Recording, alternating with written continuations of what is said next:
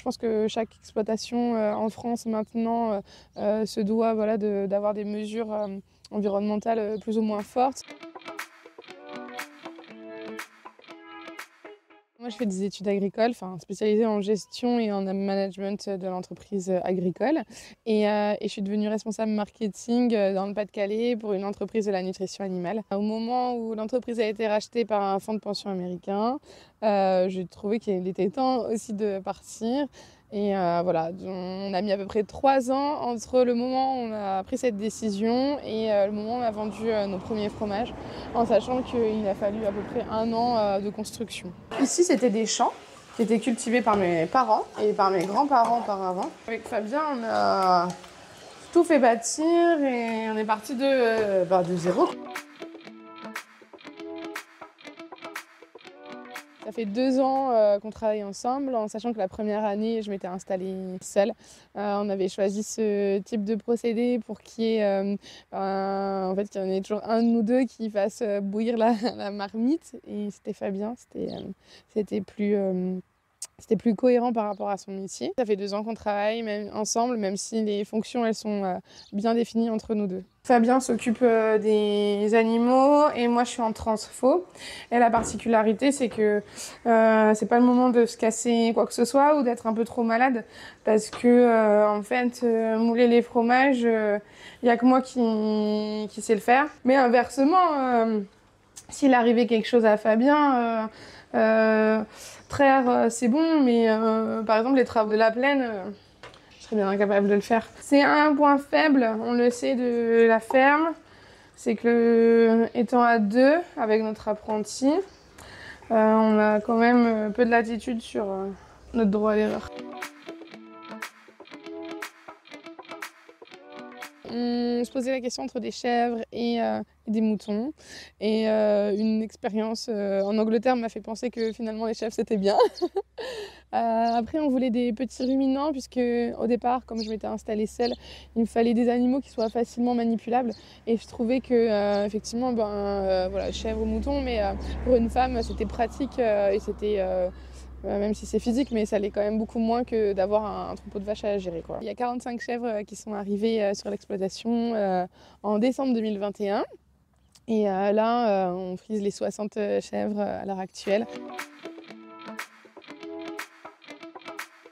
Donc nous, on est en agriculture biologique et on a choisi de respecter le cycle naturel des animaux. Ça veut dire qu'il y a une très forte saisonnalité. Les chèvres, elles entrent en chaleur à partir du moment où les jours diminuent. Donc c'est-à-dire qu'elles entrent en chaleur en septembre. Donc c'est à ce moment-là qu'on introduit les boucs. Et donc les chèvres, elles continuent à donner du lait pendant 3 mois. Puis naturellement, le flot se tarit puisque leurs propres chevrettes sont en capacité, elles aussi, de devenir mères. Et donc, en fait, elles se tarissent. Et donc, c'est à ce moment-là, en janvier et février, qu'on n'a plus de lait. Alors, nous, on arrête la traite le 24 décembre.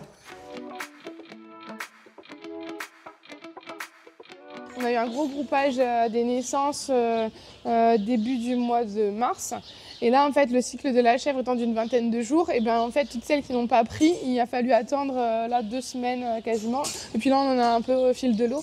On n'en a plus que 7 à mettre bas. On veut favoriser le plus possible la saisonnalité et l'aspect naturel d'une chèvre. En ce moment, on a une 50aine de chèvres à la traite, ce qui nous donne environ 110 litres. Là, on est à 110, 120 litres. Donc nous, on a un tout petit tank en tant que chevrier. On a un tank de 300 litres, ce qui est bien assez en fait, puisque au pic de lactation, les chèvres, elles donnent 4 litres. Je rappelle qu'on est en agriculture biologique. Donc en fait, les animaux ici sont exclusivement ou presque nourris à l'herbe ou au foin. On ne cherche pas à les pousser. Donc une fois que le lait est arrivé, je le refroidis un peu et puis après donc, je le mets en bassine. J'ajoute du petit lait, des ferments et la présure. Et ça en fait on va le garder pendant 24 heures. Donc là on a les bassines d'hier. Donc les fromages là qu'on va mouler ensemble, ce sont des fromages que ce soir je vais retourner en faisselle, que je vais saler. Et le lendemain matin j'ai des moules et ils sont prêts à la vente. Ça, c'est pour les frais. Et par contre, pour les affinés, c'est un cycle qui est beaucoup plus long, puisqu'on les garde à peu près 2 semaines. Ce sont des fromages de 3 semaines, parce que nous, on est plutôt sur des fromages crémeux. C'est plutôt ça que les clients aiment chez nous. Donc, et après, on fait aussi de l'atome. Là, donc ça, c'est des fromages, on a dit d'hier, qui ont été démoulés. Et ça, c'est des fromages qui ont déjà 2 jours. Donc là, on est sur une coloration qui est plutôt ivoire. Là, on est encore sur du blanc. Donc là, la croûte, elle commence à se former. Et donc, voilà, ça c'est ce qui va protéger le fromage et qui va lui donner sa typicité. En fromagerie, on s'adapte chaque jour. C'est ça qui est à l'état des animaux, à leur alimentation. Quand Fabien, il ouvre un ballot de luzerne et que c'est pas une luzerne qui me convient, je le vois tout de suite, quoi. Tout de suite, en fait, le lait réagit. En réalité, en bio et en chèvre bio, on n'est pas légion, quoi. Et en même temps, le marché du bio en ce moment, c'est pas non plus ce qu'il y a de plus folichon. Nous, on a des tarifs qui sont similaires à ceux du conventionnel, quoi. C'est pas une valeur ajoutée, non. Parce que par contre, nous, nos matières premières, elles sont plus chères que celles des conventionnels. Si on mettait vraiment le tarif, on serait pas compétitif, quoi. Après, nous, on a choisi de le faire par conviction, parce qu'on voulait valoriser le fait que nos chèvres pâturaient et parce que, voilà, on voulait ce type d'alimentation, quoi. Ce que les gens, ils veulent, c'est que mes animaux, ils soient bien traités. J'espère qu'on aura toujours une frange de la population qui va choisir des produits de qualité, locaux. On parle de plus en plus de respect du bien-être animal, et bien justement soutenons ceux qui mettent en place des mesures raisonnées. Je pense que chaque exploitation en France maintenant se doit, voilà, d'avoir des mesures environnementales plus ou moins fortes. La réglementation, la législation jouent un rôle primordial. On travaille en lait cru. Donc il ne faut pas oublier qu'in fine, tout ça va être consommé par nos chères petites têtes blondes en particulier. Donc il ne s'agit pas de faire n'importe quoi. Donc nous, c'est normal, on fait des contrôles, des autocontrôles. Et souvent, moi je dis, ma fille consomme mes produits. Donc jamais de la vie, je mettrai en danger ma fille. Ça va de soi que bien sûr, à titre personnel, on fait attention. Et on le fait bien sûr pour nos clients.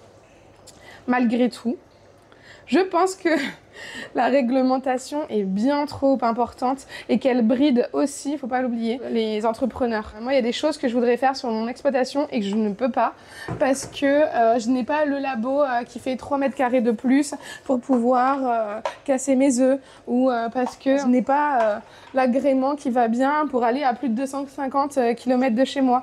Ça va pas dans le sens de l'entrepreneuriat et certes, on est des agriculteurs, mais on est des chefs d'entreprise. Et moi, ce qui m'importe, effectivement, c'est de faire tourner mon business, quoi. On est là pour ça. C'est pas qu'un métier passion.